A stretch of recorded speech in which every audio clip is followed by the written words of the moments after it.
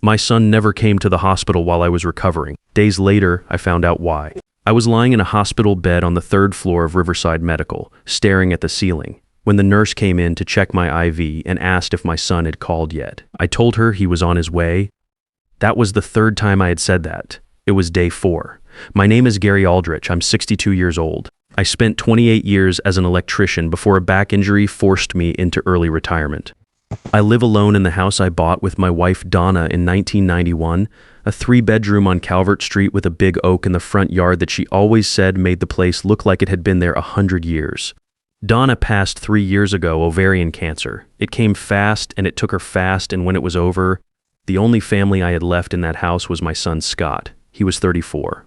Worked in commercial real estate. Smooth talker, good with numbers, always had an answer ready. I was proud of him. I want to say that up front because everything that follows is going to make it sound like I wasn't, and that would not be true. The stroke hit on a Tuesday afternoon. I was in the garage, pulling a breaker panel off the wall to see if the old wiring was still good, and 1 minute I was fine, and the next minute the left side of my face went numb, and my right hand would not close around the wrench. My neighbor Earl Tugman heard me sit down hard on the concrete floor and came through the side gate. He called 911 before I could tell him I was probably fine. I was not probably fine. The doctors at Riverside told me I was lucky. The stroke was mild, they said. Could have been much worse. But they wanted me for at least 11 days, monitoring, rest, no stress. Scott called that first night. I was still groggy from the medication, and I remember his voice more than his words. He said something about a project he was managing in Atlanta. He said he could not leave right away, but he would get there as soon as he could. He said not to worry about anything. I told him to take his time. I told him I was fine. Day 2, nothing. Day 3, a text said he was still tied up but thinking of me. Day 4, nothing again. I lay in that bed and I watched the door. I'm not going to pretend I did not. Every time footsteps came down the hall, I looked up. Every time the door opened, I expected to see him. I had tubes in my arm and a blood pressure cuff going off every 4 hours and a window that looked out at a parking garage. And I watched that door. The nurse who asked about Scott on day 4, her name was Patty. By day 3, she had stopped asking. That is the kind of thing a man notices. I told myself there were reasonable explanations. A big deal closing. A client who could not wait. I had raised Scott to take his work seriously. I had told him 100 times that you show up when you say you will, and you finish what you start. Maybe he was doing exactly what I had taught him. I kept telling myself that. It got harder to believe each time.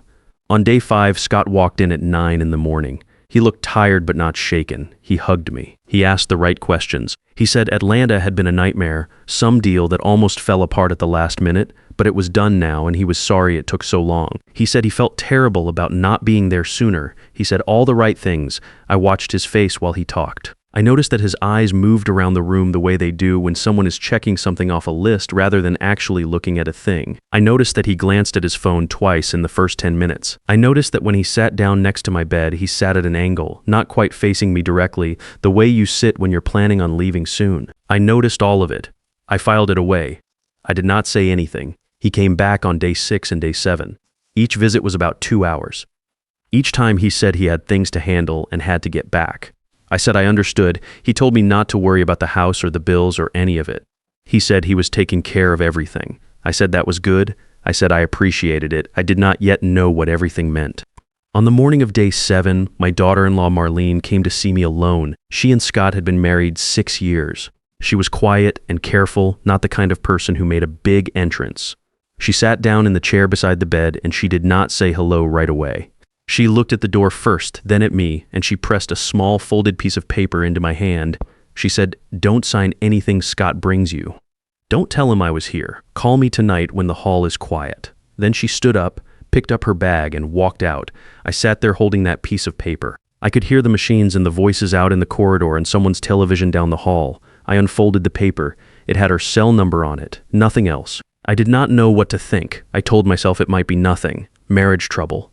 People said things when they were scared or angry that they did not fully mean. But I kept coming back to her face. She had not looked scared. She had not looked angry. She had looked like a woman who had made a decision after a long time of sitting with something she did not want to carry anymore. That is a specific look. I had seen it on Donna once. Near the end, it stays with you.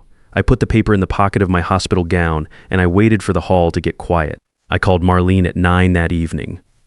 The floor had gone quiet, and the overhead lights in my room had been dimmed, and the only sound was the hum of the monitor beside my bed. She answered on the first ring. She did not waste time with small talk. She told me that the day after my stroke, Scott had contacted our bank. He had submitted paperwork to transfer management of the joint savings account I shared with Donna's estate. $18,000, the insurance payout from when Donna passed. Money we had set aside together over years of careful living, and which I had never touched because touching it felt like admitting she was not coming back. Marlene had seen the paperwork on Scott's desk at home.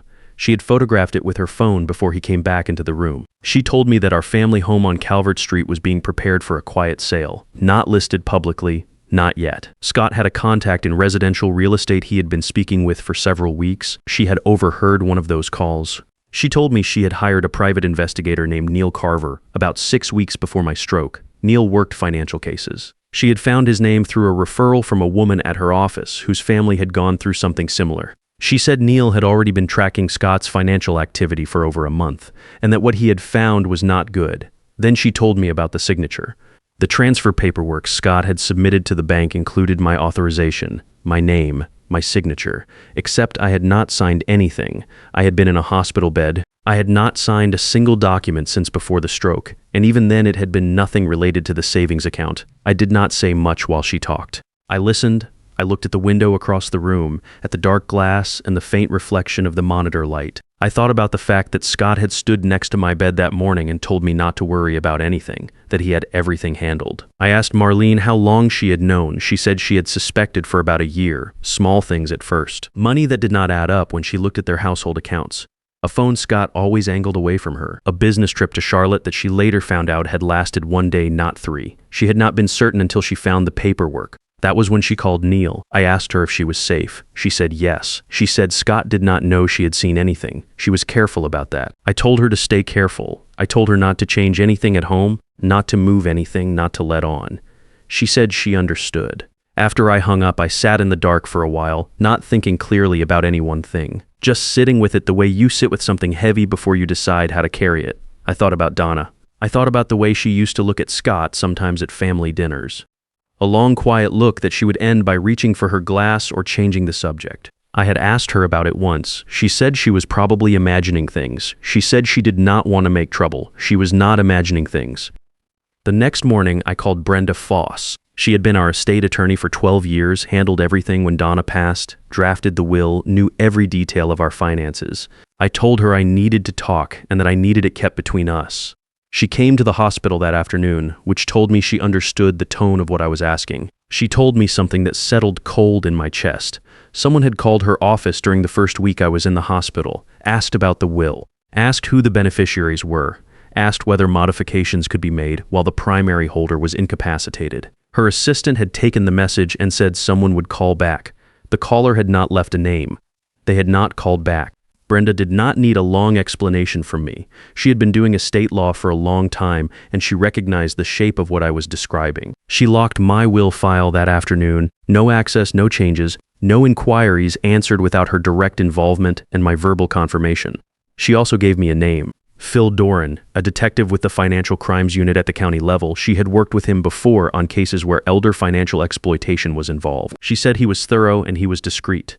Phil came to see me the following morning. He was a quiet man, mid-50s, the kind of person who does not react to things on the outside while clearly processing everything on the inside. I showed him the photographs Marlene had sent me of the transfer paperwork. He looked at them for a long time without saying anything. Then he asked me a few careful questions about the account history, about when I had last reviewed the documents, about whether I had signed anything in the days before the stroke. I had not signed anything. Earl could confirm that. He had been with me most of that week, helping me clear out the old workbench in the garage. I had not touched a single piece of financial paperwork.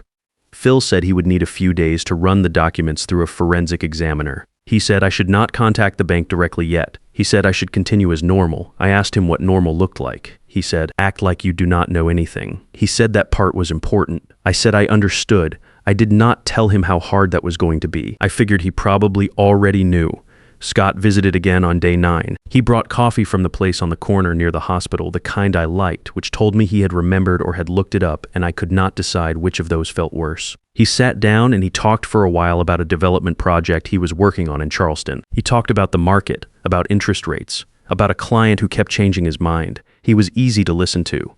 He had always been easy to listen to. Then somewhere in the middle of it, casual as anything, he said, "You haven't been talking to Brenda lately, have you, about the will and all that?"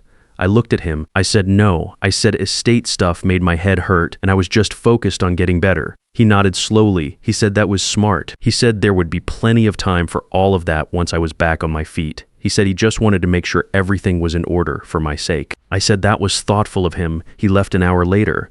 I watched him go down the hall. I watched until he turned the corner and disappeared. Then I sat there and I breathed. Phil called me on the evening of day 10. He said the forensic examiner had confirmed what we already suspected. The signature on the bank transfer paperwork was not mine. It was a close copy, the kind that takes some effort and some practice. But under magnification, the pressure points were wrong and 2 letters in my last name had a slant inconsistent with every other sample of my handwriting Phil had pulled from legitimate documents. He had contacted the bank directly through official channels. The transfer had not gone through yet. The bank had flagged the request internally 2 days earlier because a junior manager had noticed the account had not seen activity of that kind in years. They had slowed the process without alerting anyone. Phil said that was lucky. I said it did not feel like luck. It felt like the whole thing had been moving towards something and we had just barely gotten in front of it. He said that was a reasonable way to look at it. He told me that Brenda had filed an emergency legal hold on the savings account. Nothing in, nothing out, without court approval. He told me that Neil Carver, the investigator Marlene had hired, had provided Phil's unit with 6 weeks of documented financial activity that gave them enough to apply for a warrant on Scott's personal accounts. The warrant had been approved that afternoon. He said one more thing. He said there was a name from 3 years back, a business partner of Scott's named Brett Hollis, who had filed a complaint with the county about a collapsed real estate deal that cost him $40,000. The complaint had gone nowhere at the time because Brett could not produce enough documentation to move it forward. Phil said his unit was reopening it. I thanked him. I told him I would be discharged the next morning. He told me to go home and act normal. He said they needed a few more days to build the filing. He said the worst thing I could do was tip Scott off before they were ready. I told him I had managed 10 days already. I could manage a few more. Earl picked me up the next morning. He loaded my bag into the back of his truck without saying much. We drove home the way we always did things together, without a lot of conversation, which suited me fine. When we pulled into the driveway on Calvert Street, I sat in the passenger seat for a moment and looked at the house. The oak in the front yard had lost most of its leaves. The gutters needed clearing. The front step had a crack in it I had been meaning to fill since September. It was still my house. I needed to remember that. Earl asked if I wanted him to come in. I said no. I said I needed some quiet. He nodded and waited until I was through the front door before he backed out of the driveway. That is Earl. He does not make a production of things. I walked through the house slowly. I was not fully steady on my feet yet, a residual thing from the stroke that the doctors said would resolve in a few weeks. I went into the living room and I stood there looking at Donna's chair by the window, the one she read in every evening. I had not moved it since she passed. I had thought about it. I had never done it. I sat down in my own chair across from it and I looked at the room. I thought about all the years Scott had grown up in this house. His room was down the hall, still had the same furniture in it because I had never gotten around to changing things. I thought about the summer he was 16 and we rewired the basement together, just the two of us, and he was a good helper, paid attention, asked the right questions. I had thought then that I was teaching him something that would stay with him. I did not know what had stayed with him.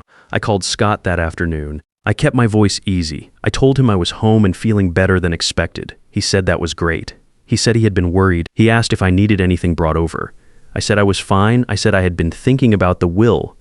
Actually, now that I was back on my feet. I said I wanted to get things sorted while I was feeling clear-headed. I told him I wanted to sit down together and go over a few things. He was quiet for just a moment, not long, a breath, maybe 2. Then he said, sure. He said that made sense. He said he could come by the day after tomorrow. I said that worked. I told him to come around 2 in the afternoon. I told him I would make coffee. After I hung up, I sent a message to Phil with the time. He replied within a few minutes. He said he and Neil would be there by noon. The next day and a half was the longest stretch of time I can remember sitting through. I did not sleep well either night. I got up both mornings before the sun came up and made coffee and sat at the kitchen table and looked at the backyard. Donna had planted a row of arbor vitae along the back fence years ago, and they had grown tall and dark and dense. In the early morning, they looked almost black against the gray sky.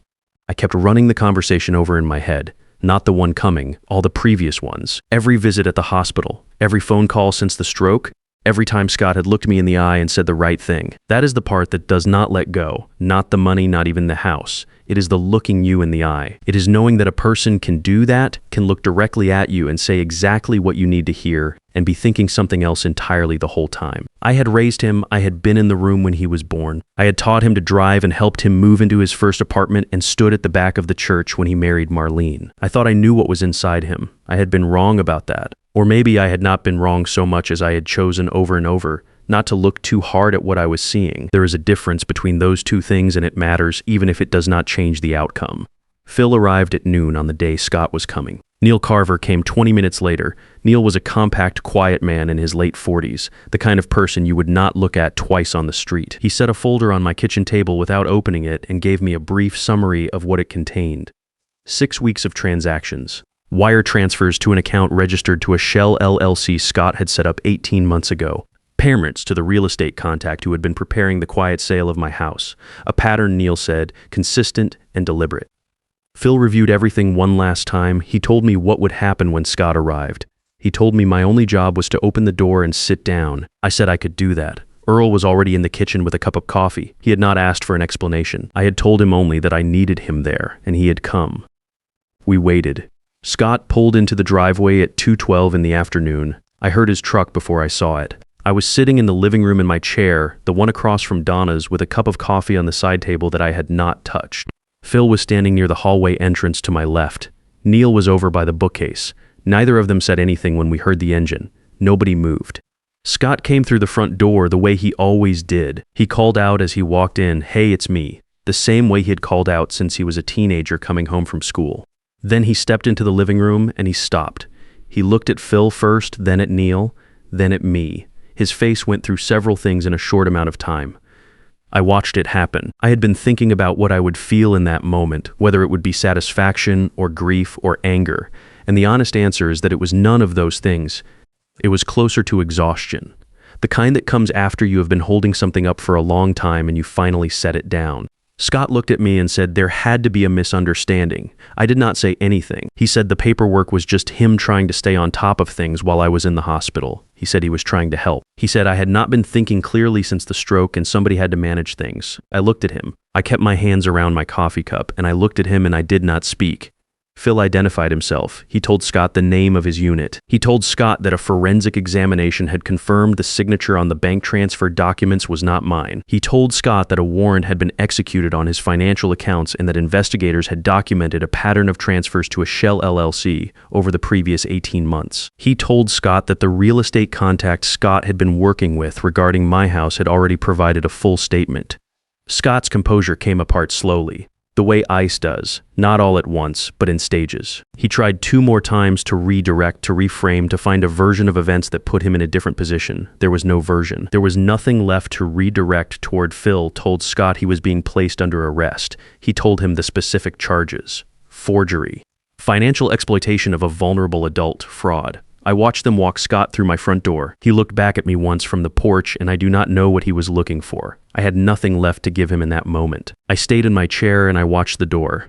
Earl came out of the kitchen after the cars left. He refilled my coffee without being asked. We sat at the kitchen table for a while without talking, which was the right thing. Earl has always known when talking is not what a situation needs. Marlene called me that evening. She asked how I was. I told her I was getting there. She said she had filed for divorce that morning. I told her she had done right by coming to me when she did. She said she wished she had come sooner. I told her she came when she was ready and that was enough. After we hung up, I went out to the back porch. It was a cool evening, the kind that smells like dry leaves and wood smoke from somewhere down the block. I sat in the old porch chair and I looked at the arborvitae Donna planted along the back fence. They had gotten tall over the years, taller than I remembered noticing. I thought about the fact that she had planted those the spring after Scott was born. She had wanted something that would stay green through the winter, she said. Something that would still be standing when everything else had gone bare. I thought about her quiet look at those family dinners. The one she always ended by reaching for her glass. She had known something. She had carried it carefully because she did not want to be the one to break what we had built. I understood that better now than I had when she was alive. I wished I could tell her that. The charges moved forward over the following weeks. Brenda handled the legal side and kept me informed on what mattered. The $180,000 remained in the account. The house stayed in my name. The Brett Hollis case from 3 years back was reopened, and Phil told me that one was going in a direction he could not fully speak to yet, but that Scott's financial records had opened up questions that went beyond what Brett had originally reported. I did not follow every detail. I had learned enough by that point to know that the machinery of these things takes time and that my job was to let it run. Some mornings I still sit at the kitchen table early, before the sun is fully up, with my coffee and the quiet of the house. I look at the backyard. I look at the arbor vitae. I do not know what I expected from Scott. I think the honest answer is that I expected him to be who I believed he was, and I kept expecting that long after the evidence suggested otherwise. That is not stupidity. I think most fathers do the same thing. You build a picture of who your child is and you protect that picture even when the edges start to pull away from the wall. I protected that picture for too long. What it cost me was almost everything Donna and I had set aside together. What saved it was Marlene and Neil and Brenda and Phil and Earl sitting quietly in my kitchen, and the fact that I was willing, when it mattered, to finally stop protecting the picture and look at what was actually in front of me. If you're watching this and something in it feels familiar, I'm not saying you need to blow up your family over a feeling, but I'm saying this. If you have been looking at something for a while and telling yourself you're probably wrong, you're probably not wrong, you already know, the only question is what you're going to do with what you know. Do not wait as long as I did.